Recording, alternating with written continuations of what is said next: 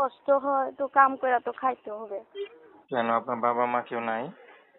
না, বাবা মারা গেছে, মাও থাইকেও নাই, খোঁজ খবর নেয় না। আচ্ছা, পরিবারে কে কে আছে? পরিবারে আমি আর আমার নানি আছি, নানির কাছে থাকি, নানিও অসুস্থ মানুষ। ও, তো পড়াশোনা কত দূর করছেন? পড়াশোনা করছি ভাই, 10 পর্যন্ত করছি। তো ভালোই পড়ছেন।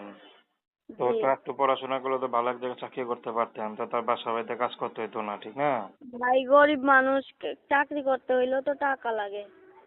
আচ্ছা, তো যে একটু আর আমি তো মোটামুটি, মেয়ে মানুষ, আমি তো ছেলে না। তো যাই হোক মোটামুটি আপনি শিক্ষিত আছেন, তো শিক্ষিত হয়েও যে বাসা বাড়িতে কাজ করেন, খারাপ লাগে না আপনার কাছে? খারাপ তো লাগে ভাই, ওরকম মানুষ পেলে তো বিয়ে বসে যেতাম, কারণ যৌতুকের নিয়ে তো মানুষ বিয়ে করে না। আচ্ছা, তো আপনার কোনো পছন্দ আছে যেমন ছেলে পেলে বিয়ে করবেন? আমার কোনো পছন্দ নাই যে আমারে সারা জীবন পাশে থাকবে, একটা ডাল ভাত খাই রাখবে, এটাই আলহামদুলিল্লাহ, শুকুর যে এরকমই হয়। আচ্ছা, তো সে যদি বয়স্ক হয়?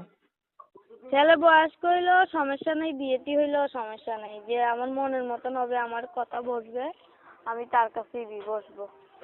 আচ্ছা, তো দর্শক নাম কি বললেন? আমার নাম জান্নাত। দর্শক আপনারা জান্নাত আপুর